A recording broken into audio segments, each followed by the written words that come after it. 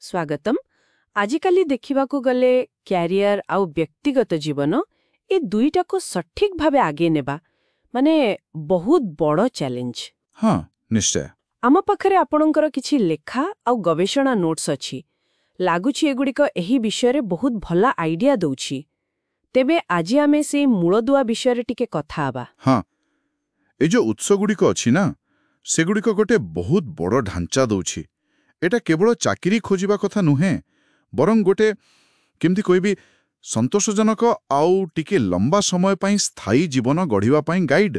ହଁ, ଆଜି ଆମେ ସେ ଢାଞ୍ଚାର ସବୁଠୁ ଗୁରୁତ୍ୱପୂର୍ଣ୍ଣ ପ୍ରଥମ ପାଦ ବିଷୟରେ ହିଁ କଥା ହେବା। ଠିକ୍। ଆମର ବି ଲକ୍ଷ୍ୟ ସେଇଆ କି ଏଥିରୁ ମୁଖ୍ୟ କଥାଗୁଡ଼ିକ ବାହାର କରିବା, ଯାହା ଶୁଣୁଥିବା ଲୋକଙ୍କୁ ନିଜ ବାଟ ଖୋଜିବାରେ ଟିକେ ସାହାଯ୍ୟ କରିବ। ତେବେ କୋଉଠୁ ଆରମ୍ଭ? ଏ ଯାତ୍ରାର ମୂଳଦୁଆ କ'ଣ? ଦେଖନ୍ତୁ, ସବୁକିଛି ଆରମ୍ଭ ହୁଏ ନିଜଠୁ।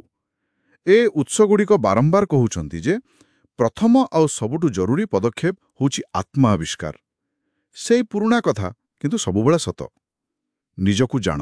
ନିଜକୁ ଜାଣ। ହଁ, ଶୁଣିବାକୁ ତ ବହୁତ ସରଳ ଲାଗୁଛି, କିନ୍ତୁ ଏତେ ଗୁରୁତ୍ୱ କାହିଁକି ଦିଆଯାଉଛି? ମାନେ ଏହାକୁ ମୂଳଦୁଆ କହିବାର କାରଣ କ'ଣ?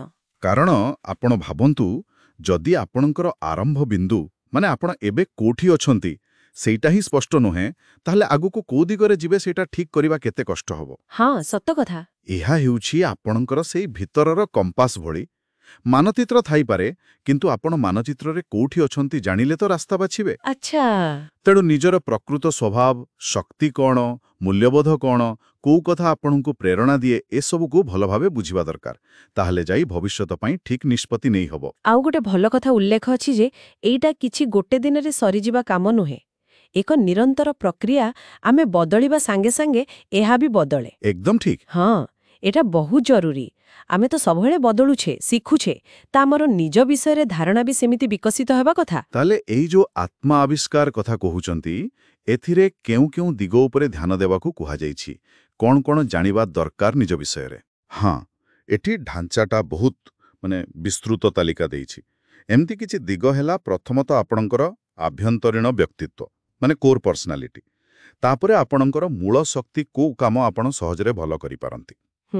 ଆପଣଙ୍କର ଭାବନାତ୍ମକ ଚାଳକ, କୋଉ ଜିନିଷ ଆପଣଙ୍କୁ ଭିତରୁ ପ୍ରେରିତ କରେ। ଆଉ ଗୋଟେ ମଜାଦାର ଜିନିଷ ହେଲା ବୋଧାତ୍ମକ ଶୈଳୀ, ଆପଣଙ୍କ ଚିନ୍ତା କରିବାର ବା ସମସ୍ୟା ସମାଧାନର ଢଙ୍ଗ କେମିତି। ଆଚ୍ଛା, ଏଇଟା ବହୁତ କମ୍ ଲୋକ ଭାବନ୍ତି। ହଁ, ତା ସହିତ ଅଛି ମୂଲ୍ୟବୋଧ। ଜୀବନରେ ଆପଣଙ୍କ ପାଇଁ ସବୁଠୁ ଗୁରୁତ୍ୱପୂର୍ଣ୍ଣ କ'ଣ?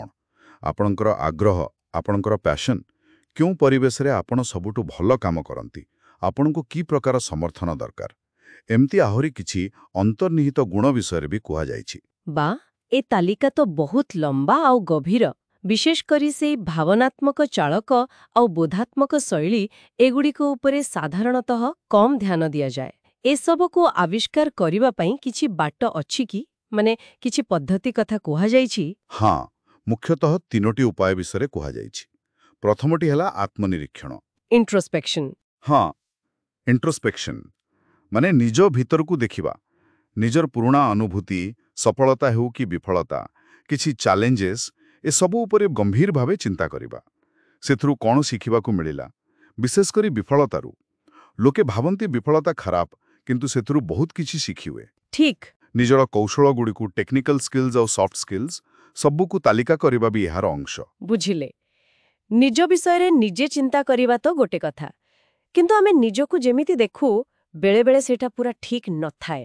ବାହାର ଲୋକଙ୍କ ମତାମତର କିଛି ଭୂମିକା ଅଛି କି? ନିଶ୍ଚୟ ଅଛି। ସେଇଟା ହେଉଛି ଦ୍ୱିତୀୟ ଉପାୟ, ବାହ୍ୟ ମତାମତ, ଏକ୍ସଟର୍ନାଲ ଫିଡବ୍ୟାକ୍।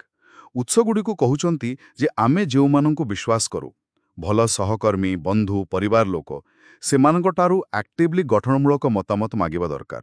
ଗଠନମୂଳକ ମତାମତ କେବଳ ପ୍ରଶଂସା ନୁହେଁ। ନା, କେବଳ ପ୍ରଶଂସା ନୁହେଁ। ସତସତିକା କଥା, ଯାହା ଆମକୁ ନିଜର ବ୍ଲାଇଣ୍ଡ ସ୍ପଟ୍ସ ଦେଖିବାରେ ସାହାଯ୍ୟ କରିବ। କୋଉଠି ଆମେ ଭଲ, କୋଉଠି ଉନ୍ନତିର ଆବଶ୍ୟକତା ଅଛି। କିନ୍ତୁ ସିଧା ସିଧା କହିବାକୁ ଗଲେ ଲୋକମାନେ ତ ସମାଲୋଚନା କରିବାକୁ ଟିକେ ପଛୁଘୁଞ୍ଚା ଦିଅନ୍ତି। ସେଥିପାଇଁ କିଛି ପରାମର୍ଶ ଅଛି କି ସେ ଉତ୍ସଗୁଡ଼ିକରେ କେମିତି ମାଗିବା? ହଁ, ଗୋଟେ ଭଲ ପଏଣ୍ଟ ଅଛି। କୁହାଯାଇଛି ଯେ ପ୍ରଶ୍ନଗୁଡ଼ିକ ଟିକେ ନିର୍ଦ୍ଦିଷ୍ଟ ହେଲେ ଭଲ।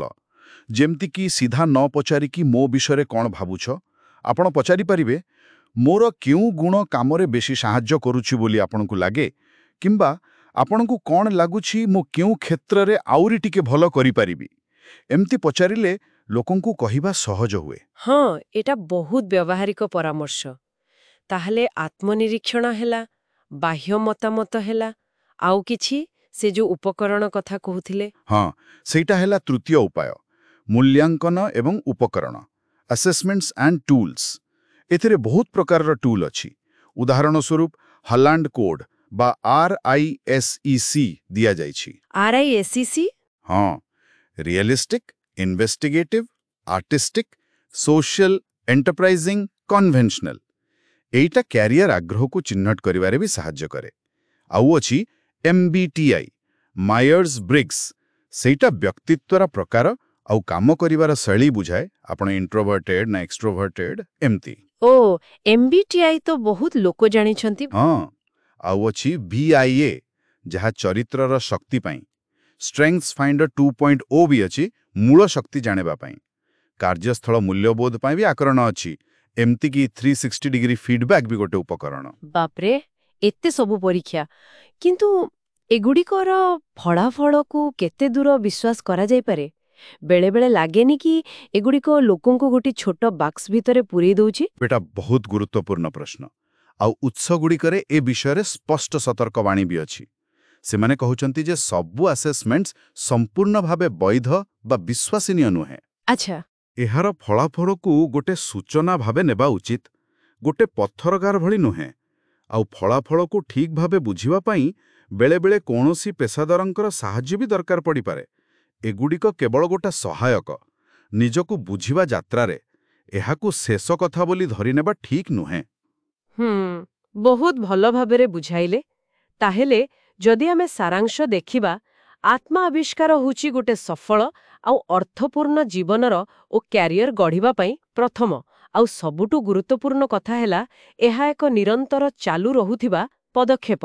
ହଁ, ଆଉ ଏଥିରେ ନିଜର ଚିନ୍ତନ, ଅନ୍ୟମାନଙ୍କଠାରୁ ସଠିକ୍ ଭାବେ ମତାମତ ନେବା ଆଉ କିଛି ଉପକରଣକୁ ବୁଦ୍ଧିମତାର ସହ ବ୍ୟବହାର କରିବା, ଏସବୁ ସାମିଲ। ନିଶ୍ଚିତ ଭାବରେ।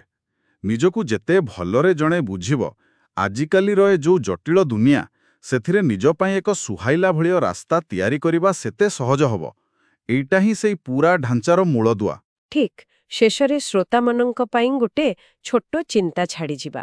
ଯେହେତୁ ଆମେ କହିଲେ ଆତ୍ମ ଆବିଷ୍କାର ଗୋଟେ ନିରନ୍ତର ପ୍ରକ୍ରିୟା, ତେବେ ନିକଟ ଅତୀତରେ ଘଟିଥିବା କୌଣସି ଗୋଟେ ଘଟଣା, ଛୋଟ ହେଉ ବା ବଡ଼, ସଫଳତା ହେଉ ବା କିଛି ଆହ୍ୱାନ, ସେଥିରୁ ନିଜର କୌଣସି ଗୋଟେ ଶକ୍ତି ବା ମୂଲ୍ୟବୋଧ ବିଷୟରେ କିଛି ନୂଆ କଥା ଶିଖିବା ପାଇଁ ଏହି ସପ୍ତାହରେ ଗୋଟେ ଛୋଟ ପଦକ୍ଷେପ କ'ଣ ନିଆଯାଇପାରେ, ଏ ବିଷୟରେ ଟିକେ ଭାବି ଦେଖିବା ପାଇଁ ଏକ ସୁଯୋଗ।